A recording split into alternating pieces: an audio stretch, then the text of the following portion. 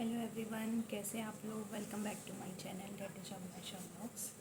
तो आज है 14 जनवरी और कल 15 जनवरी को खिचड़ी है। तो आप सभी को खिचड़ी की ढेर सारी शुभकामनाएं। और सबसे इस तो सॉरी कि काफ़ी दिनों से मेरा कोई भी वीडियो नहीं आया, कोई ब्लॉग मैंने नहीं बनाया। तो आज का जो मेरा ये वीडियो है ये मैं लाई हूँ FCI AG3 की जो अभी रिसेंट पेपर कंडक्ट हुए हैं उसके एग्ज़ाम रिव्यू के बारे में। तो जैसा कि आप जानते हैं कि FCI AG3 AG grade 3 FCI AG grade that is technical grade 3 का ये जो पेपर था, तो ये आपका पेपर जनवरी में हो रहा था। और ये था 1 जनवरी, 7 जनवरी, आज था थर्ड पेपर, मतलब थर्ड डे आज पेपर का था 14 जनवरी। और नेक्स्ट आपका 21 जनवरी, यानी जनवरी के जो ऑल 4 सैटरडेज थे उसमें उन्होंने ये पेपर कंडक्ट किया है। यूजुअली संडे को होता है, बट थोड़ा सी टेट के पेपर में कि सेम डे ना कंडक्ट हो जाए, इस वजह से इन लोगों ने संडे में कोई पेपर नहीं रखा है। और आज ये आपका पेपर इन्होंने सारा पेपर इन लोगों ने सैटरडे में ही रखा है। तो 1, 7, 14 यानी कि आज, और नेक्स्ट यानी कि लास्ट जो पेपर चौथे दिन है वो है 21। तो बस मैं आपके साथ शेयर करने वाली हूँ आज 1, 7 और 14 जनवरी, 1, 7 और 14 जनवरी को जो भी FCI AG3 का पेपर हुआ था उसके एग्ज़ाम रिव्यू।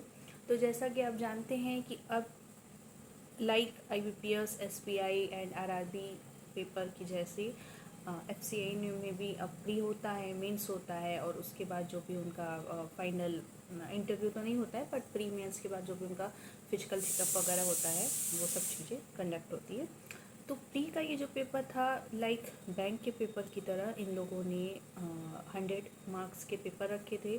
60 मिनट्स यानी 1 आवर का टाइम था, यानी 100 क्वेश्चन 60 मिनट्स में करना था। लेकिन किचन में खाना बन रहा है तो बस कुकर की सीटी थोड़ी सी आवाज़ आ रही है, डिस्टर्बेंस के लिए सॉरी।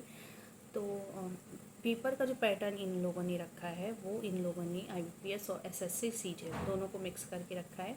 1 घंटे का पेपर है, 60 मिनट्स का पेपर है, ऑनलाइन पेपर है जैसा कि IBPS कंडक्ट करती है। लेकिन जो पेपर का पैटर्न है वो आपका है SSC CGL की तरह, यानी 100 मार्क्स के पेपर है और 100 क्वेश्चन है। लेकिन क्वेश्चन जैसे IBPS में क्या होता है कि 35 क्वेश्चन, तो लेकिन जो पेपर का पैटर्न था तो जैसे IBPS में होता है कि 35 क्वेश्चन आपके मैथ्स के होते हैं, 35 रीजनिंग के होते हैं, और रिमेनिंग 30 क्वेश्चन आपके इंग्लिश के होते हैं। लेकिन SSC CGL में क्या होता है कि 25 क्वेश्चन क्वांटिटेटिव एप्टीट्यूड यानी मैथ्स के होते हैं, 25 रीजनिंग के होते हैं, 25 इंग्लिश के होते हैं, और 25 आपके GS यानी कि जनरल स्टडी के होते हैं। तो सेम पैटर्न FCI में भी प्री पेपर में था। 100 क्वेश्चन में 25 मैथ्स के थे, 25 इंग्लिश के थे, 25 रीजनिंग के थे, और रिमेनिंग 25 क्वेश्चन आपके जनरल स्टडी के थे। 60 मिनट्स का टाइम दिया हुआ था। तो ओवरऑल देखा जाए तो 15-15 मिनट्स आपको ईच सेक्शन में, चारों सेक्शन में देना था। 15 मिनट में 25 क्वेश्चन आपको अटैम्प्ट करने थे। टाइम बुरा नहीं है अगर आपकी प्रैक्टिस अच्छी है तो। और अगर पेपर की बात की जाए तो पेपर जो था इजी टू मॉडरेट लेवल का था। मतलब एक तरीके से कह सकते हैं कि अगर आपने बैंक के क्लर्क का पेपर दिया है, IBPS का, RRB का, SBI के क्लर्क का, तो जो क्लर्क के पेपर का प्री का लेवल होता है सेम लेवल का पेपर यहाँ पे भी पाया गया। गुड अटेम्प्ट्स की बात करें तो 100 क्वेश्चन में एक एवरेज देखा जाए तो 68 to 75, ठीक है, 68 to 75 या 76 तक कहा जा सकता है अलग अलग शिफ्ट के अकॉर्डिंग। गुड अटेम्प्ट्स है आपकी। मैं करेक्ट अटेम्प्ट्स की बात कर रही हूँ, मतलब अटेम्प्ट्स की नहीं बात कर रही हूँ, करेक्ट अटेम्प्ट्स की, मतलब आपके क्वेश्चन जो राइट होंगे विद मार्क्स, वो आपका जो मतलब मार्क्स ऑब्टेन्ड है वो आपका 68 से 75 के बीच में फॉर जनरल कैटेगरी लाइक करना चाहिए अगर आप प्री की कट ऑफ को क्लियर करना चाहते हैं, क्योंकि जनरली कट ऑफ हाई जा रही हैं। ये है कि अगर आपके 68 to 75 मार्क्स, आपको ये कंफर्म है कि इतनी मार्क्स मेरे आ सकते हैं, मतलब मैंने अटेम्प्ट किए हैं और इतने सही भी हैं, मतलब मार्क्स मेरा ऑब्टेन जो है वो 68 से 75 होंगे, तो आप ऐसा मान सकते हैं कि आप मीन्स की प्रिपरेशन अपनी, अगर आप जनरल कैटेगरी में हैं तो आप स्टार्ट कर सकते हैं। और सेक्शनल अगर अटेम्प्ट्स की बात करें तो जैसा कि एनालिसिस हुई है रीजनिंग के अकॉर्डिंग 20 से 23, 20 to 23 गुड अटैम्प्ट्स हैं 25 क्वेश्चन में से। इंग्लिश में 21 to 23, एक दो ऊपर नीचे वेरी कर सकता है, मतलब ओवरऑल 20 से 23 गुड अटैम्प्ट्स हैं इंग्लिश में भी। यहाँ मैं करेक्ट अटैम्प्ट्स की बात करूँ, सिर्फ अटैम्प्ट्स नहीं, वो तो आप 25 में 25 कर सकते हैं, लेकिन हाईएस्ट एक्यूरेसी के साथ मैं बात कर रही हूँ कि अगर अपनी रीजनिंग में 20 किए हैं और मतलब आपको ऐसा लगा है कि रीजनिंग में ओवरऑल कट कटाने के बाद मुझे 20 से 23 नंबर तो मिल ही जाएगा, तो आप सही डायरेक्शन में जा रहे हैं।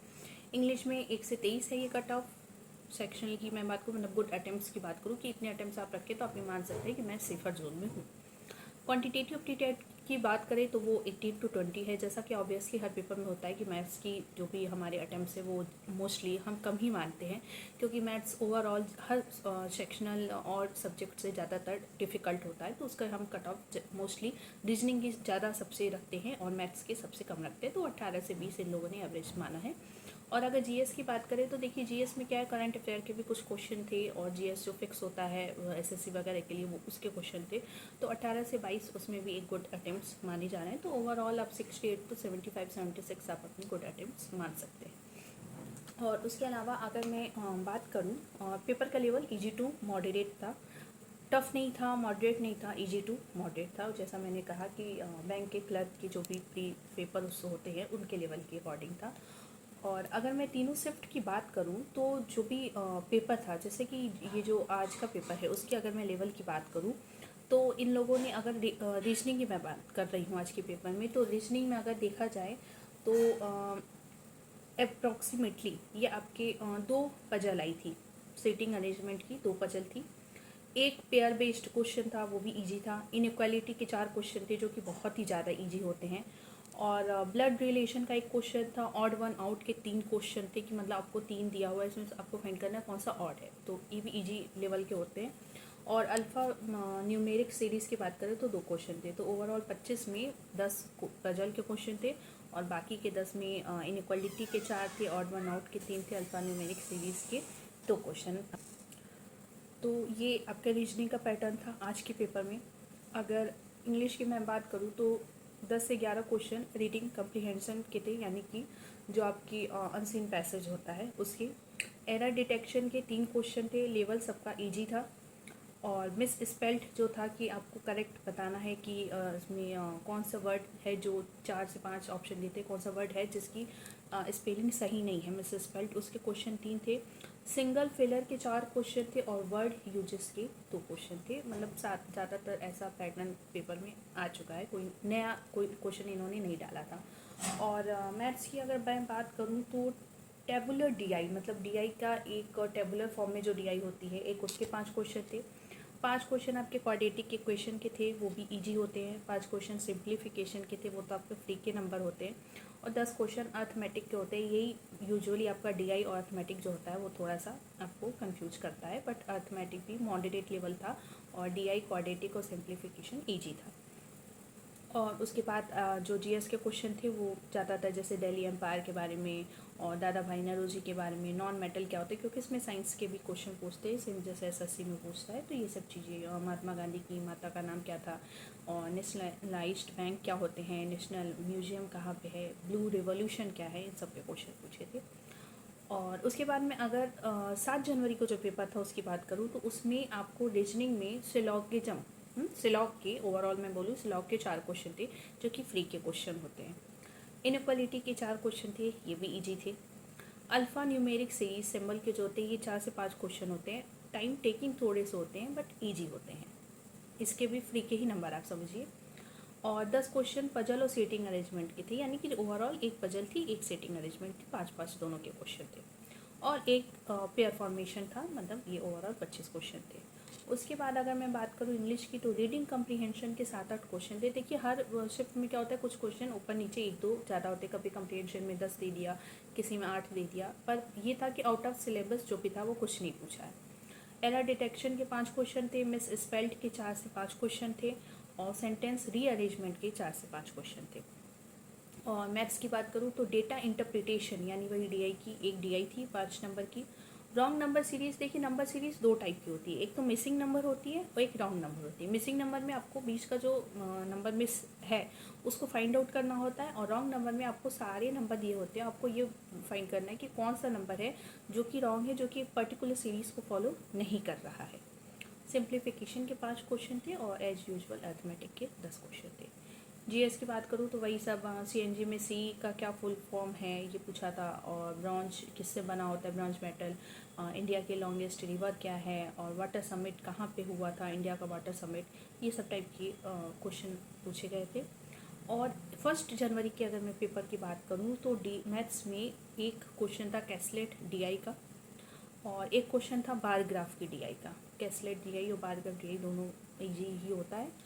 और सिंप्लीफिकेशन के 5 क्वेश्चन थे, मिसिंग नंबर सीरीज़ के 4 से 5 क्वेश्चन थे, और 5 थे अर्थमेटिक के, 25 हो गए। अगर रीजनिंग की बात करूँ तो 5 मंथ बेस्ड पजल थी, जिसमें ज़्यादातर पूछते हैं कि इस मंथ में ये पैदा हुआ है, उनको ये परसेंटेज टाइप के पजल होते हैं। एक दूसरे टाइप की पजल थी सिंपल सी, वो भी 5 नंबर की थी। ऑर्डर और रैंकिंग के 3 से 4 क्वेश्चन होते हैं, जिसमें कई बच्चे देते पूछते ये आगे से इसकी पोजीशन 16वीं है तो पीछे से कितनी होगी, ओवरऑल बच्चे इतने हैं, इस टाइप के। ऑर्डर रैंकिंग के 3 से 4 क्वेश्चन थे। सीटिंग अरेंजमेंट के 3 क्वेश्चन थे। मिक्स्ड सीरीज़ के 4 से 5 क्वेश्चन थे, और एक क्वेश्चन आपका वर्ड फॉर्मेशन का था। और इंग्लिश की मैं बात करूँ तो रीडिंग कम्प्रीहेंशन के 10 क्वेश्चन थे, फिलर्स के 5 थे, मिस स्पेल्ड के 5 थे, और एरर डिटेक्शन के 5 थे। और उसके बाद जो जीएस था वो वही एज यूजुअल की फुल फॉर्म ऑफ पीएमजेबीवाई, प्रधानमंत्री जीवन बीमा योजना में इसका फुल फॉर्म लिखना था। विटामिन सी जो है इसको कौन सा एसिड बोलते हैं, तो अस्कॉर्बिक एसिड बोलते हैं। प्लास्टर ऑफ पेरिस किसका बना होता है, और फीफा वर्ल्ड कप कहाँ होने वाला है, इस बार नीति आयोग के फुल टाइम मेंबर कौन होते हैं, और आईएनसी के फर्स्ट प्रेसिडेंट कौन है, और इंडिया जनरल ऑफ इंडिया के लास्ट गवर्नर कौन थे, कुछ क्वेश्चन थे जो पूछे थे। तो देखिए जीएस क्या है ना, जीएस आपका कभी भी कंफर्म नहीं होता है। जीएस आप जितना भी पढ़ के जाओ कुछ ना कुछ छूटता ही है, उसमें कोई लिमिटेड कोर्स नहीं है, आप कहीं से भी पूछ सकता है। लेकिन यह है कि हाँ, मैथ रीजनिंग ऐसे ही 2 चीज़ें हैं जिसमें आप सॉलिड नंबर अपना जितना कर क्या है आप मान सकते हो।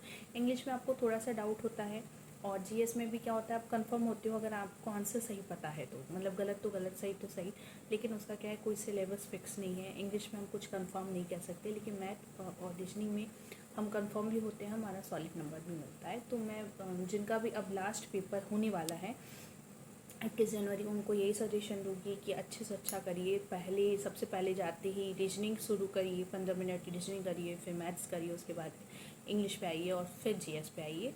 और अगर आपको ऐसा दिया हुआ है कि नहीं वो अपने आप ही पैटर्न चेंज करेंगे, मतलब पहले ये इंग्लिश करना है फिर जीएस फिर रीजनिंग, तो उसमें आपके पास कोई ऑप्शन नहीं है, फिर जो आता जाता है वैसे आप करते जाइए।